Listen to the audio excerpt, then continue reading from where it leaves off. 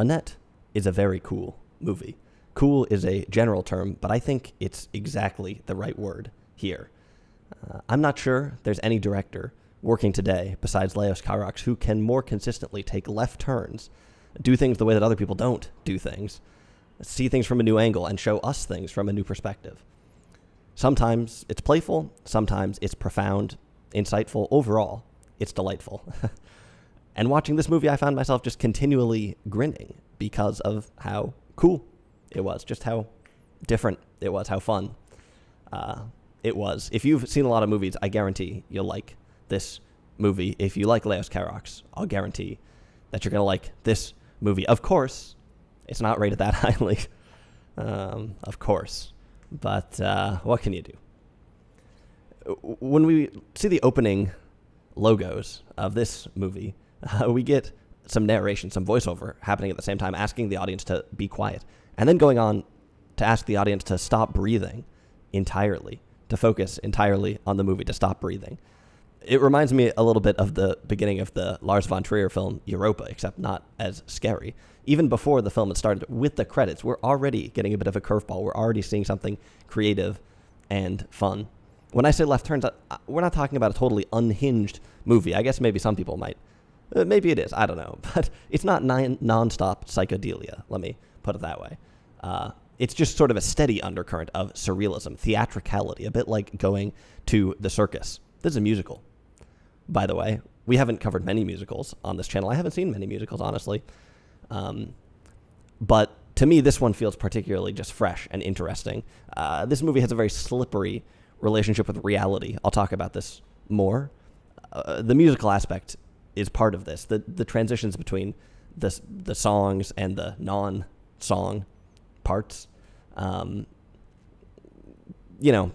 This is always sort of a piece of musicals. Back in the old days, people made a big deal about the spectacle of it, transitioning from the drollery of the real world, transcending the everyday reality, and then, zooming into the sky with a musical or something like that. Here, the transitions are, I think, a little bit more interesting, maybe. Overall, this movie is just sort of positioned always at the edges, always on the verge of something surreal and different. The music is part of that, and the music in this film is great, by the way. Perhaps a little bit redundant at times, but really good. Really good. This movie doubles down on a lot of Leos Carax's hallmarks. In fact, Holy Motors has a musical segment to it. I mentioned already, it has an interesting beginning, and a lot of Leos Carax films have an interesting beginning. We go on to get another sort of frame element of this, where we see a music studio with Leos Carax actually behind the controls of the mixing board, and the band starts to play. A bit of a frame, like I said, sort of a common Carax thing. Holy Motors starts with a frame too, and actually that frame is kind of similar, or at least the frame that starts the second half of that movie is pretty similar. This is where Oscar, I think it's the character's name, marches out onto the street leading a band of accordionists. And this opening to this movie involves some marching out onto the street in a very similar vibe, walking towards the camera. There's other things even in this scene, nice character actors, sort of interesting looking people. Also, when we head out onto the street, we're not heading out onto, I forget what we're not headed out onto some main street, some tourist street in Beverly Hills in Hollywood. We're sort of on just kind of a more gritty, standard American sort of street. A lot of Carax films are not totally fascinated with the luxurious locations. They find magic in the back alleys, more gritty urban settings. We get one of those. Of course, the colors look great. There's some interesting stylistic things, even as some of the instruments are plugged in, sort of the lights flicker a little bit as if the whole movie is kind of being conjured into life by the equipment in this studio. We see great costuming even in this part. Costumes are a huge part of Carax's films. Costume, not wardrobe. I think there's a big difference there. We're not talking about sort of the realistic garb as much as we're talking about a costume, some sort of uniform, something iconic, right? Something theatrical, something circusy, something that immediately hints at who the characters are, something that's a big part of them. bit cartoonish, character, iconic. You get the idea. We have some other things, limousines, motorcycles. The list really goes on and on of similarities. And I'll touch on some of these a little bit more because I think they're significant. This movie, we have Adam Driver, no Denis Lavant. Instead, we have Adam Driver. He plays Henry McHenry in this film, who's a stand-up comedian. He's engaged to an opera singer. Again, these roles, very poetic, theatrical roles. In The Lovers on the Bridge, we have a blind painter and an alcoholic. Here we have a comedian and an opera singer, right? So we see the show that Adam Driver heads off to. A great show, very physical performance. Denis Lavant, of course, known for very physical performance, flipping around, doing a lot of sort of physical comedy. And Adam Driver gives it a shot, too. You maybe haven't seen this side of Adam Driver, but he comes limping out onto the stage. He gives a remarkably physical performance throughout this movie, both just in the start of the act, clowning around, throwing himself around, using his body, but also we see his body being transformed, going through a lot. In this movie, that's another Leos Carax thing that's very common, to see characters being physically stricken throughout the movie, to see them become scarred, to see their scars grow, to see them break limbs, lose limbs. And here, Adam Driver does something similar. This comedy performance, he's not just walking out on stage and reading some jokes off of a card. It's a personal performance, an existential performance, even some kind of violent public therapy, perhaps. He says a lot of things about being a comedian, why he tells jokes. It's not obvious we should take any of this at face value. Tormented. He's tormented. Is he sincere? I don't know. Maybe he's deeply sincere, but right alongside it, he's also deeply sarcastic. The wires get crossed. One thing he says, why he tells jokes, is to disarm people, to make them laugh. He says it's the only way he knows how to tell the truth without getting killed. Perhaps that's true, or perhaps this is just a caricature of some form of masculinity. Like I said, this movie has a slippery relationship with reality, with music being a part of that too, and we really see that in the comedy scene. Part of the act involves him singing, so he sings to the audience. That could be normal, right? That could be a real comedy show, something you would do. But then the audience sings back to him. And this is not something you would see at a real comedy show. This is part of the musical, surreal. You might wonder if any of what we're seeing is real, if any of the act is real. Of course not, because this is a movie.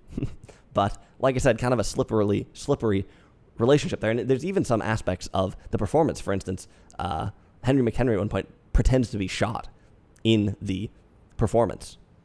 And we've got multiple layers going on here. Like, is this his character, the comedian, pretending to be shot? Is this part of like a musical song where we've entered a musical interlude, and in the musical he's shot, but in the real film, the character is fine? Or has he really been shot? Or perhaps there's actually another option, which is maybe what we're seeing is that while filming the movie, a gunman came and shot Adam Driver for real. I don't think it's that one. But like I said, we play with the borders of reality in a number of different ways here. It's a lot of fun. Like I said, it's a cool movie. Carax always has this tendency to make things a bit larger than life, and seeing Adam Driver sort of wrestle with comedy while performing comedy here, it's a great beginning. I think one of the best parts about it is that it just really grabs your attention. The comedian, Adam Driver, comedy, stand-up comedy, I think a big part of it is about grabbing your attention. You're just one guy walking around the stage hoping that people will laugh at stuff for a while. You have to hold their attention. And Henry McHenry is a master of that, and Adam Driver, Leos Carax, masters of that. So this beginning performance is extremely engaging, great style, great editing, jumping between different things, but also a really great performance. There's some interesting things said as well. Maybe they shouldn't be taken too didactically, but they do set up a lot of the bigger themes in this movie. This is really filmed like a real show. It feels very natural. And I actually suspect that they maybe use this performance is in the Orpheum Theater. I suspect maybe they use some of the equipment that is used at that theater to film stand-up performances. They do that here. Gives it really sort of a natural look. Adam Driver is amazing in this movie, by the way. Phenomenal. And you start to really get a feel of this as he's giving the performance. It does not feel... Sometimes it can be a little bit of a stretch. I don't know. This is Leos Carax's first movie in English. sometimes foreign directors, when they come to make their first movie in English, sometimes they don't quite know how to direct in a different language, or they don't quite know how to judge the performances or something like that, or sometimes the script isn't quite as tight, or sometimes things are just a little bit too on the nose, over the top, something like that. But not here at all. Also, sometimes, Laius Carax does have a reputation in a certain circle, so actors sort of want to work with him, but sometimes when these big international directors come over, you get the feeling that some American actor will hop in, and it'll almost look like they're in some sort of pantomime, right? Like, so-and-so does Godard or something like that, where it's like almost sort of campy or fun that they're appearing in this like interesting foreign thing, and it can feel a little bit alien. But here we don't have any of that. This is an incredible performance from Adam Driver, who feels like he really seems like a stand-up comedian. Incredible range, incredible physicality. Yeah, unbelievably good performance from Adam Driver in this movie. Worth watching the movie for that alone, honestly. Henry McHenry is kind of an interesting character, interesting comedian. He's billed as the human ape. He eats a banana before going on, and he's wearing a bathrobe as he performs, a bathrobe and his underwear, which, like I said, some of the things he says, are we supposed to take these sort of as face value as the didactic morals of the film, or might these be pronouncements coming from a certain masculine side of things? Just wearing the bathrobe, the human ape, man at his most base, something like that, man not trying to fit in. Maybe this is a good thing, or maybe it's a bit toxic. That's something that I think you're likely to wonder about as the film opens up, and as you decide, hold on a minute, are we going to be empathizing with this character for the rest of the movie? After the show, he hops on his motorcycle and rides off into the distance. Another hallmark of Laius Carax films is that they often rely on gender archetypes to some extent. He goes to the opera. He meets his fiancée. After her performance, she asks him how it goes. He said, "Oh, I killed them. I killed the audience." And he asks her how her gig was, and she says, "Oh, I saved them. I saved them by dying in my performance." Right? Interesting gender archetypes we get from very early on. We see a bit of the opera in this movie. It's not quite as engaging as the stand-up comedy, and we don't see quite as much of it. But there's some interesting questions about art, about two different types of entertainment, two poles, perhaps, that cinema fluctuates between, perhaps that even this movie fluctuates between operatic and stand-up comedy. Now, those two poles actually describe Laius Carax's work quite well. They both perform alone. Lonely performance, that's another thing that runs through so many of Carax's films, whether or not it's One of the Lovers on the Bridge or Holy Motors, certainly a huge aspect of lonely performance in that film. Okay. Like I said, it's common for Laius Carax to have these sort of gender archetypes. Most of his films are tormented love stories, right? Like I said, the blind painter meets the alcoholic. And I think it's actually one criticism, potentially, of his earlier work, is that it's wrapped up in these archetypes that might be a bit simplistic or even antiquated. I'll come back to this, because I think there's some significant shifts in this movie, but I'll come back to it. So my review on Holy Motors, very long. I actually think, to be honest, that's the best video I've made so far on this channel. Holy Motors, one of the best movies. I think probably the best movie I've reviewed on this channel, in my opinion. And I think the best review I've made so far is very few people have watched it. It's very long, but great movie that meant a lot to me. In that, I really go through a lot of the movie and talk about what I was thinking about as I was watching it.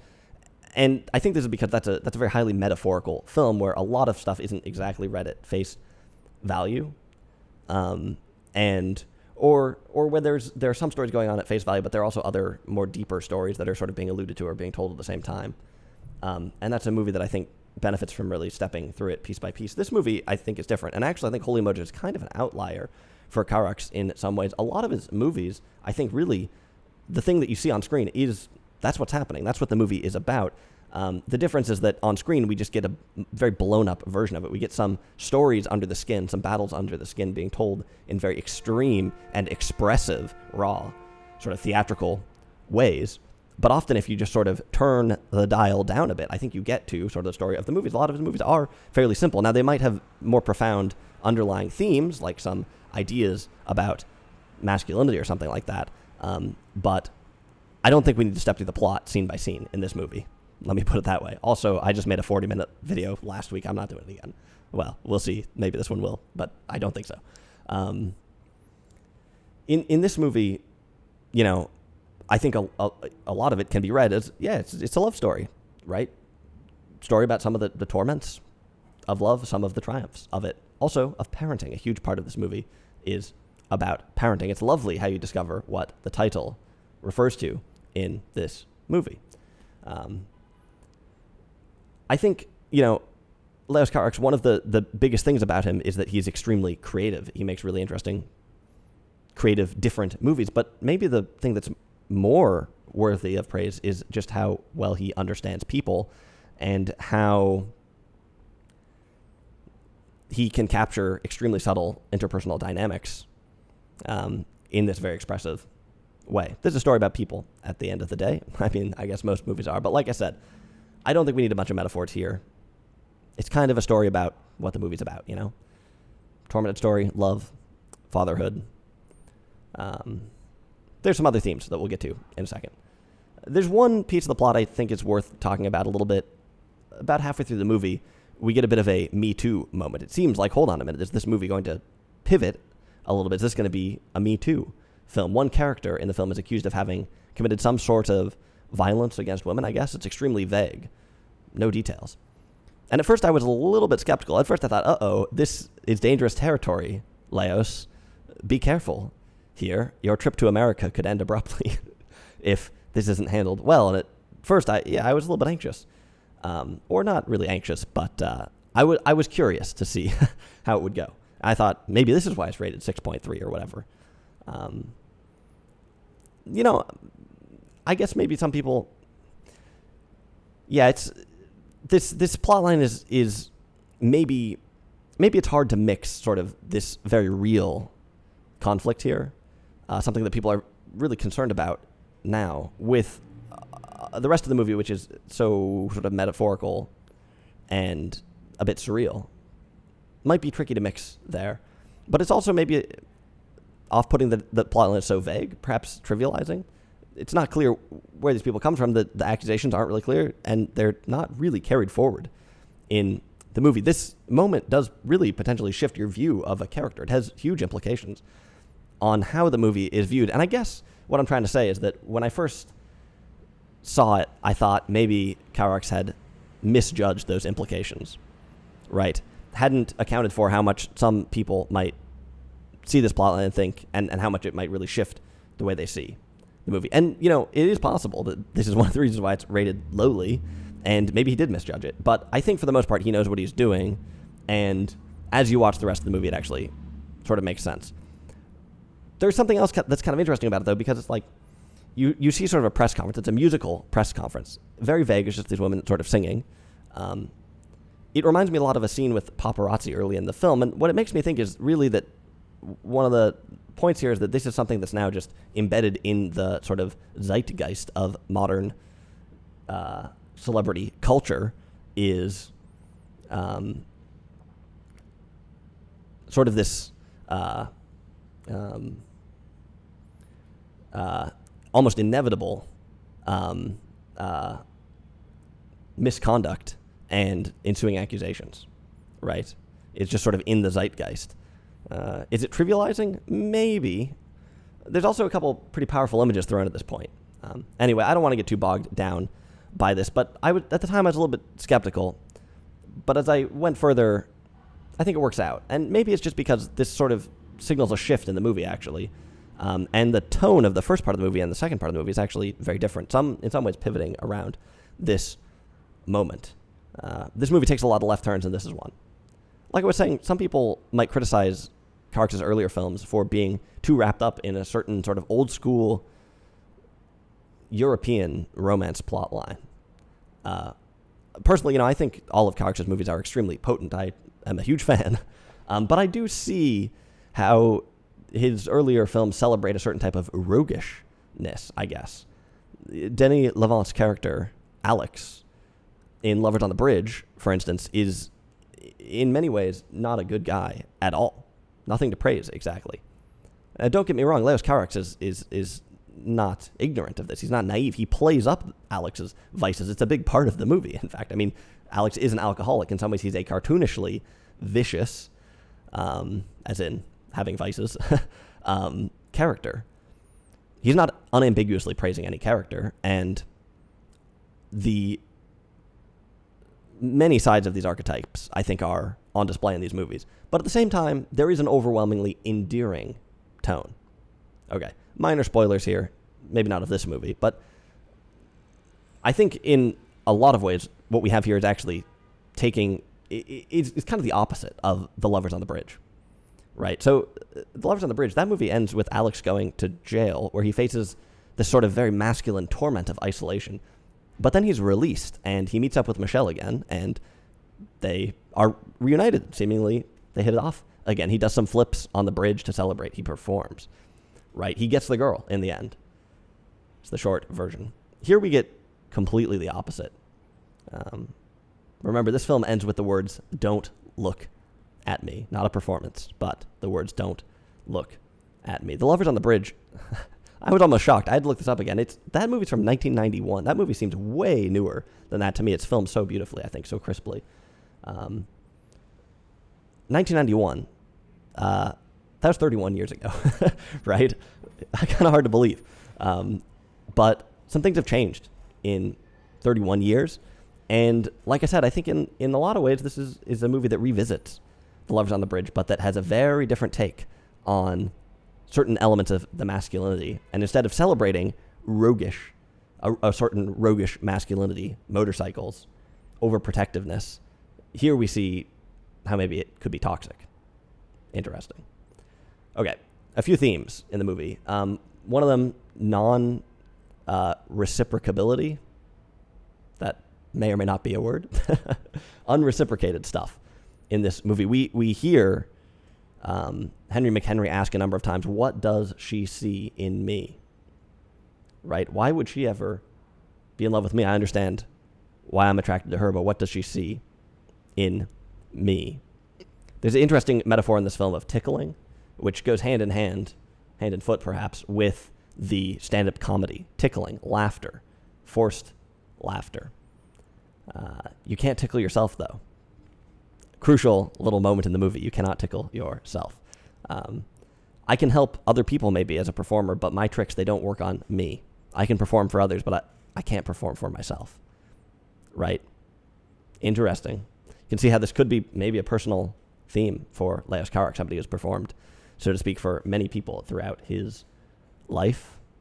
There's also something in here about the importance of relationships. If we can't perform for ourselves, if we need another, maybe that's one of the reasons we need others. Like I said, this is linked into stand-up comedy. You cannot tickle yourself. Finally, there's sort of an explicit theme at the end, sort of the final song. The lyrics are, "Imagination strong and reason's song is weak and thin. We don't have long." And I think this also sums up a lot of another big theme in the film and a theme in a lot of Carax's movies. Like I said, our relationship with reality is slippery here. There's so much that's larger than life. These battles under the skin, these things that, yeah, you can just get caught up in these things that seem enormous, totally extreme battles under the skin, wars that rage up here. And imagination is strong, reason's song is weak and thin. You know, humans are not as logical as you might think. So this is stated a bit explicitly at the end of the movie, but also keep in mind that this movie in form is always sort of dancing around these things that are not real. This is a movie that's sort of fascinated, and maybe Leos Carax is a director that's kind of fascinated with these illogical things that we spend so much energy and time thinking through and about. Final thing I want to mention about the movie is that they feature you can't really see it actually, but they have the same keyboard that I have features briefly in this movie. It's the red version. I also think it's probably the newer version, the SV2. I have the SV1. I think it's also the longer version. Basically, it's nicer in every way, but it's the same. This movie is extremely juicy. We could easily make a video that's twice, 3 times as long as this. I mean, I feel like I've barely scratched the surface. Honestly, overall, to me, another masterpiece. I loved watching this movie. It's so innovative. It's so interesting. It's just got Leos Carax's style and his mark written all over the place. It's just such a cool movie. It is rated pretty low. I don't really feel like speculating about why, honestly, this time around. But, I do think there are some things here and there. It could be better edited. I mentioned the opening song, like the frame. I'm not actually sure that needs to be in the movie at all. You could get rid of it. It wouldn't matter, I think. There are some pieces that are a bit redundant. There are some pieces that could be cut out, without a doubt. It's got so many left turns in it. Maybe 2/3 of the movie, there are some things that start to feel like lulls. And some of the plot lines, I don't know, maybe could be stronger. Like I said, there's so many left turns. Maybe you end up a bit dizzy or something like that. Or you just end up, a little bit in no man's land occasionally. But like I said, I don't really feel like criticizing this movie because overall, I think it is truly another masterpiece from Leos Carax. And I cannot recommend strongly enough the film Annette.